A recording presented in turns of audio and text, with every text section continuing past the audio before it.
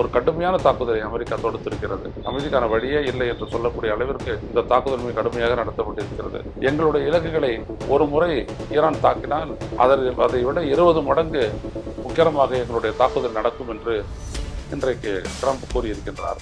ஈரானுடைய பொருளாதாரத்தை சிதைக்க வேண்டும் என்கின்ற அமெரிக்காவினுடைய அந்த நிறைவேறாத நோக்கம் மறுபடியும் உயிரிழப்புகள், மறுபடியும் கச்சா விலையேற்றம் என்று ஒரு மோசமான ஒரு நிலையை நோக்கி போய்கொண்டிருக்கிறது.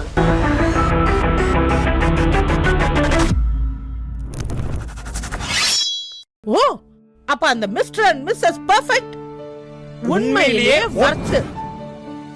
நரம்பு தளர்ச்சியிலிருந்து விடுபட்டு உடம்பு ஒரு புது வீரியம் பெற மா நேச்சுரல்ஸோட மிஸ்டர் பர்ஃபெக்ட யூஸ் பண்ணுங்க. வணக்கம் தோழர்களே, ரோச செய்தி வாயிலாக இன்று மீண்டும் உங்களை சந்திப்பதில் பெருமகிழ்ச்சி அடைகின்றேன். மீண்டும் வேதாளம் முருங்கை மரத்தை பற்றி கொண்டது போல ஈரான் மீது அமெரிக்கா தொடர்ந்து கடுமையான தாக்குதல்களை நடத்தியிருக்கிறது. 20க்கும் மேற்பட்டோர் கொல்லப்பட்டிருக்கின்றார்கள், ஏராளமானோர் காயமுற்றிருக்கின்றனர். குறிப்பாக இந்த முறை அமெரிக்காவினுடைய விமான வான்வெளி தாக்குதல்கள் என்பது ஈரானுடைய முக்கியமான அணுசக்தி மையமான புஷேர் மீது குறிவைத்து கூட நடத்தப்பட்டிருக்கிறது.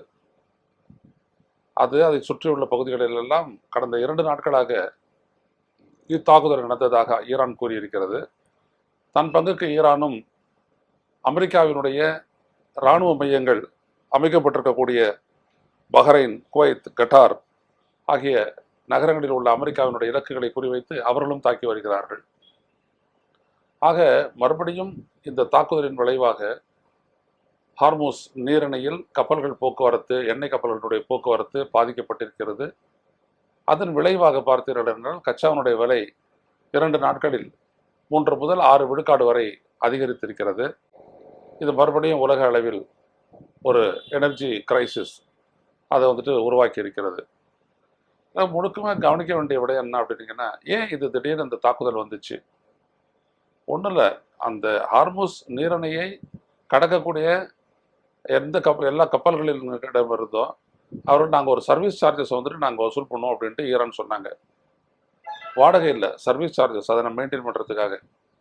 ஆனால் அமெரிக்கா என்னுடைய சம்மதம் இல்லைன்னு எதையும் செய்யக்கூடாது அப்படின்றது அமெரிக்காவினுடைய நிலைப்பாடு. அந்த இடம் ஹார்மூஸ் நீரிணை என்றது பெர்சியன் கல்ஃபில் இருக்குது. பெர்சியன் கல்ஃப்னா ஈரான் ஒட்டிய கடற்பகுதி, ஈரானுக்கு சொந்தமான அவங்களுடைய கடற்பகுதி. அதாவது 14 கிலோமீட்டர்ஸ்ன்னு சொல்கிற 14 நாட்டிக்கல் மைல்ஸ்ன்னு சொல்கிறோம் இல்லைங்களா, அந்த மாதிரி அந்த கடற்பகுதிக்கு உட்பட்ட அது ஒரு இடம் தான் ஹார்மூஸ் நீரிணை அப்படின்றது. அதுக்கு கீழே பார்த்தீங்கன்னா ஒமானியன் அந்த கல்ஃப், அந்த இடம் வந்து விடுகிறது.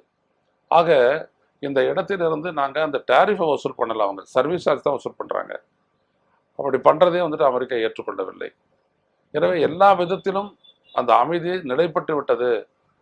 ஈரானுக்கும் அமெரிக்காவிற்கும் இடையே ஏற்பட்ட அந்த போர் நிறுத்த உடன்படிக்கை கையெழுத்தாகி அது நிலை பெற்று விட்டது என்று நினைக்கக்கூடிய இடத்தில் திடீரென்று பார்த்தீர்களானால் ஒரு கடுமையான தாக்குதலை அமெரிக்கா தொடுத்திருக்கிறது. இதன் மூலம் பாயிண்ட் ஆஃப் நோ ரிட்டர்ன் என்று சொல்வார்களே, இதற்கு மேல் அமைதிக்கான வேலையே இல்லை, அமைதிக்கான வழியே இல்லை என்று சொல்லக்கூடிய அளவிற்கு இந்த தாக்குதல் மிக கடுமையாக நடத்தப்பட்டிருக்கிறது. எங்களுடைய இலக்குகளை ஒரு முறை ஈரான் தாக்கினால் அதை விட 20 மடங்கு உக்கிரமாக எங்களுடைய தாக்குதல் நடக்கும் என்று இன்றைக்கு ட்ரம்ப் கூறியிருக்கின்றார். அப்படித்தான் போய்கொண்டிருக்கிறது. இந்த தாக்குதல் இப்படியே தொடர்ந்தால் அது என்ன ஆகும் என்றால் இது ஒரு நீடித்த ஒரு பெரும் போராக மாறக்கூடிய வாய்ப்பு நிறைய இருக்கிறது. ஏற்கனவே இந்த போரால் ஏற்பட்ட விளைவுகளை எல்லாம் நம்ம பார்த்தோம். ஆனால் இந்த முறை பார்த்தீங்கன்னா அமெரிக்கா நடத்தக்கூடிய அந்த தாக்குதல்கள் எந்தெந்த இலக்குகளை எல்லாம் வச்சு குறி வச்சு அடிச்சிருக்கிறாங்கன்றது நீங்கள் பார்த்தீங்க அப்படின்னோம்னா அதுதான் ரொம்ப முக்கியமானது. அதாவது அந்த புஷேர் அந்த அணு ஆய்வு மையம் மட்டும் இல்லாமல் சபஹார் துறைமுகம், பண்டார் அப்பாஸ் அது இன்னொரு துறைமுக நகரம், அண்டு ஷெரிக், இப்படி எல்லாம் அந்த துறைமுக பகுதிகள் எண்ணெய் ஏற்றுமதி செய்யக்கூடிய அப்படியாப்பட்ட அந்த இலக்குகளை எல்லாம் குறிவைத்து தான் அமெரிக்கா தாக்கி இருக்கிறது. அதில் தான் இந்த அளவுக்கு ஒரு பேரழிவு ஏற்பட்டிருக்கிறது. ஆக ஈரானுடைய பொருளாதாரத்தை சிதைக்க வேண்டும் என்கின்ற அமெரிக்காவினுடைய அந்த நிறைவேறாத நோக்கம் மறுபடியும் அதனுடைய இலக்காக மாறி இருக்கிறது. அதைத்தான் அவர்கள் செய்து கொண்டிருக்கிறார்கள். இந்த இடத்தில் வேற எந்த நாடும் இதுவரை எந்த கருத்தும் சொல்லவில்லை. இந்தியா எப்பொழுதும் போல கருத்து சொல்லவில்லை.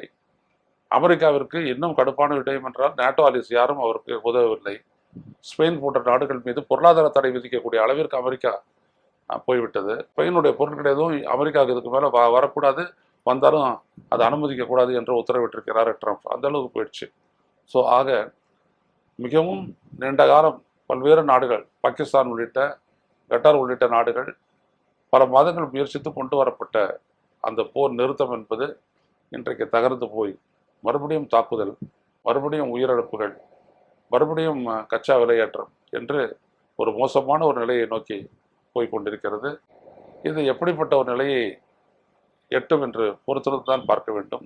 மீண்டும் சந்திப்போம் தொடரில். நன்றி, வணக்கம். ஊடகம் கார்ப்பரேட் அரசியல்வாதிகளின் கைப்பாவையாக, அடிமைகளாக இருந்தது போதும். இனி சாட்டை எடுத்து சுழற்றும் நேரம் வந்துவிட்டது. ஊடகம் பொதுமக்களாகிய உங்களுக்காக, உங்களாலேயே இயக்கப்பட வேண்டும். ஊடக சுதந்திரத்திற்காக உங்களின் பங்களிப்பை இன்றே அளித்திடுங்கள்.